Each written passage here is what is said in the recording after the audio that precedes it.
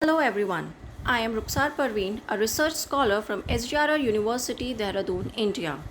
And my topic is organic farming using microbial biofertilizer. Let's start with the introduction regarding the topic. Soil composed of both biotic and abiotic components. Biotic that are living includes plants, insects, microorganisms, whereas abiotic that are non-living includes minerals, water and air. A picture showing both abiotic and biotic components present in the soil. A typical soil consists of approximately minerals 45%, organic matter 5%, water 20 to 30%, and air 20 to 30%. To study about the topic, we should be aware of soil microbes. Soil is a natural habitat of various agricultural beneficial microorganisms. Certain soil microorganisms have an ability to absorb and convert atmospheric nitrogen to the readily available form to the plants. Also, some soil microorganisms solubilize part of the bound phosphates of the soil and thereby make them available to the plants. Therefore, soil microorganisms play an important role in determining plant productivity. Hence, these attributes make microorganisms important to be used as biofertilizers. And these prepared biofertilizers with no harmful effects on soil, crop productivity and environment are the basis of organic farming. A picture showing the principles of organic farming that includes health of the soil, eco-friendly, fairness and care of the plants.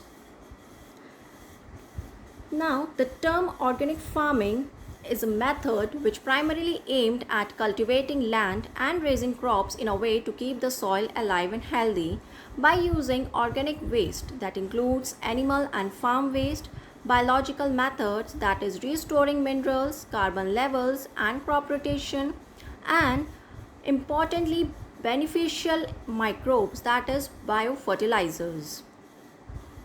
Here are some methods in organic farming that includes green leaf manures, crop rotation, biological management, animal husbandry, use of biofertilizers, manures and vermicompositing.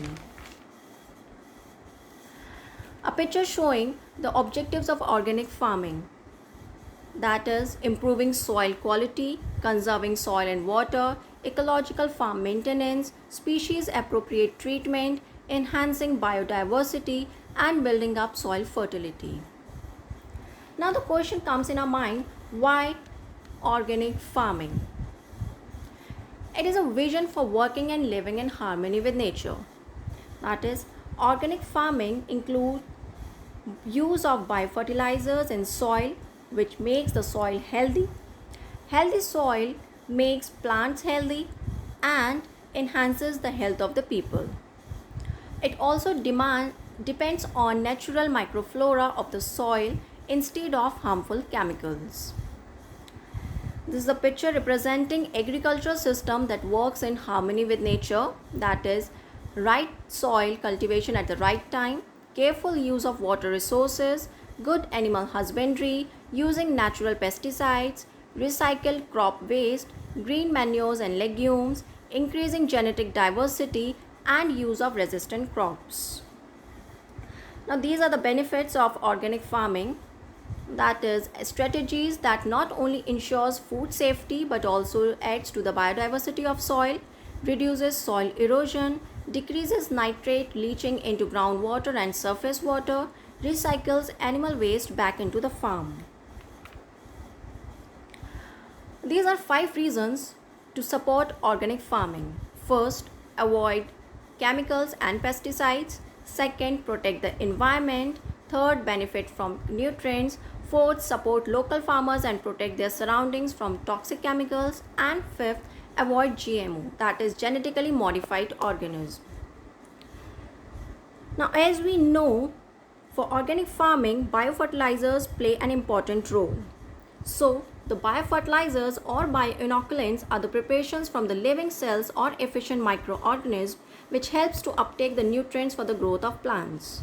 These preparations contain cells of microorganisms which may be nitrogen fixers, phosphorus solubilizers, potassium mobilizing microorganisms, sulfur oxidizers or organic matter decomposers. They help build up soil microflora and thereby the soil health.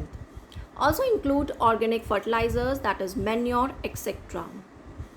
A picture showing uses of biofertilizer, that is maintenance of symbiotic relationships, maintain microbial consortia in soil, enhance crop production, suppress soil-borne pathogenic diseases in crops, improve soil health, and supply a mixture of nutrients.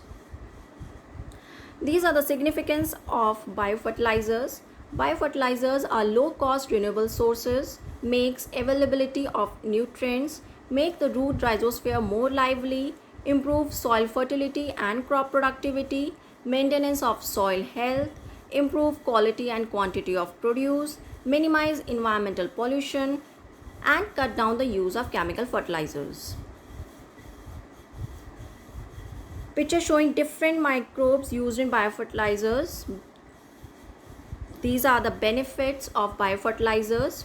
Fixing nutrient availability of soil, improves soil fertility, accelerates mineral uptake, increases crop yield, stimulates plant growth, cost effective, and they are resistant against drought.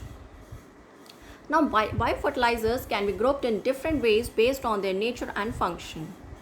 First, nitrogen fixing biofertilizers, phosphate solubilizing or mobilizing biofertilizers, biofertilizers for micronutrients, and PGBR, that are plant growth promoting rhizobacteria. This is the brief classification of biofertilizer, that is nitrogen fixer, azolla, phosphate solubilizing microbes, mycorrhiza, plant growth promoting rhizobacteria, that is PGPR, and sulfur solubilizing microbes. Most commonly used biofertilizers are made from nitrogen fixers, that includes bacteria, rhizobium, azotobacter, mycobacterium, azospirillum, bacillus, etc., or PGPR, that are plant growth promoting rhizobacteria. Now, this is the picture showing different microbes used in biofertilizers. Bacterial biofertilizers. The live cells of bacteria are used as biofertilizer. These microbes contain unique genes which makes them capable of fixing nitrogen. The nitrogen fixing bacteria work under two conditions. First, symbiotically, and second, free living bacteria that are non-symbiotic. Symbiotic bacteria makes an association with the crop plants through forming nodules in their roots. For example, rhizobium and azospirillum. Whereas free living bacteria do not form any association but live freely and fix atmospheric nitrogen. For example, Azotobacter and Klebsiella.